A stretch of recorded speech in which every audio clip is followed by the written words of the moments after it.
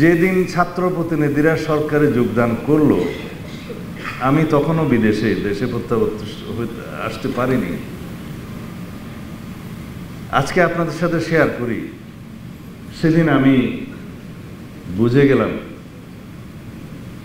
এরা রাষ্ট্র বিনির্মাণে আর ভূমিকা তেমন বেশি রাখতে পারবে না। অনেকে বলবে আমাদের মাথায় তো অনেক বুদ্ধি। এটা বুদ্ধি নয়, এটা অভিজ্ঞতা। যে কোনো গণঅভ্যুত্থান পরবর্তী পরিস্থিতিতে যদি সরকারের দায়িত্ব নেওয়ার জন্য সেই সরকার অভ্যুত্থানকারীরা অংশগ্রহণ করে, পৃথিবীর সব দেশেই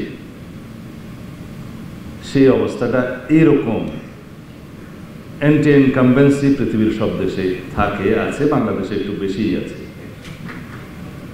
সরকার বিরোধী মনোভাবটা সবসময় জনগণের মধ্যে থাকে। যে কোনো ব্যর্থতার জন্য প্রথমেই সরকারের দিকে আঙুল তুলে, এই জন্য সরকার দায়ী।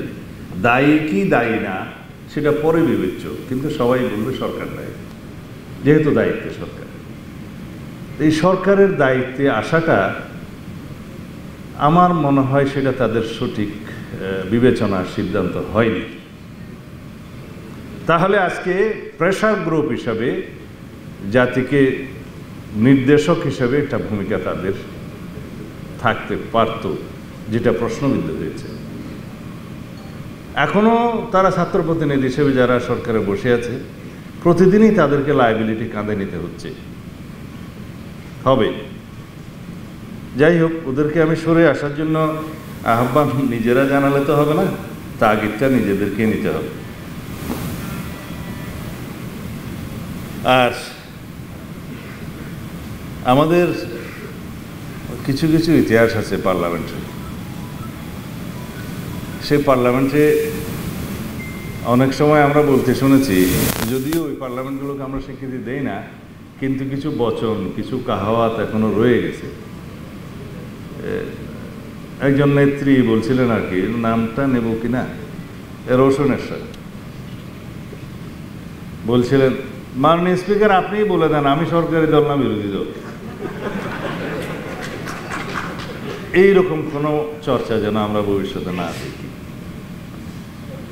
বিরোধী দল সেটা যত সংখ্যা কম হোক, বিরোধী দলের একটা বিশেষ গুরুত্ব পার্লামেন্টে থাকে। সেটা 5 জনের হোক, 10 জনের হোক, 50 জনের হোক, 100 জনের হোক,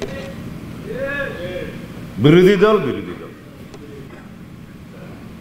কালকে কয়েকটা সমাবেশ হয়েছে সারা দেশে, বিভিন্ন বিভাগ পর্যায়ে।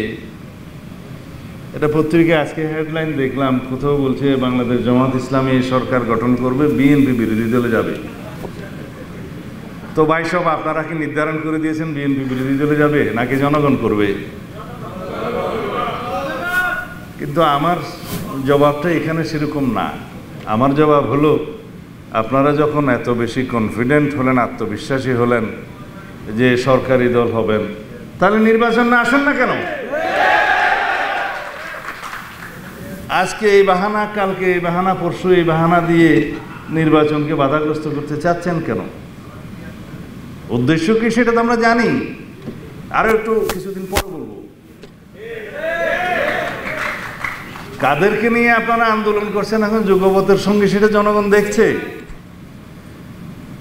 তাদের মধ্যে একটি দল আছে, আমি নাম নিতে আবার অসুবিধা, 2024 সালের 7ই জানুয়ারি আমিডামি নির্বাচনে অংশগ্রহণ করেছিল। মার্কাটা বলতে পারি না? না, আচ্ছা, আপাতত এটা থাকলো, কারণ 7টা দলের মধ্যে আপনারা নাম খুঁজে নেবেন।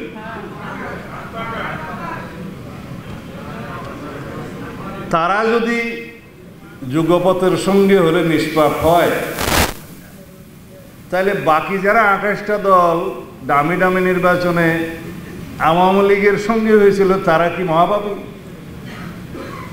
মানে আপনাদের সাথে সঙ্গী হলে যুগপথের, তাদের কোনো পাপ নাই, এই নীতি সঠিক নয়।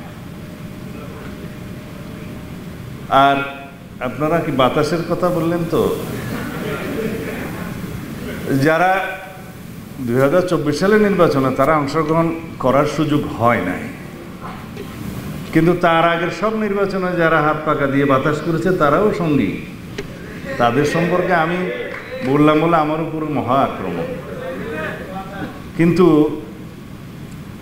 সবাই এক এক রকমের দাবি নিয়ে আন্দোলনে যেতে পারেন, গণতান্ত্রিক অধিকার আছে।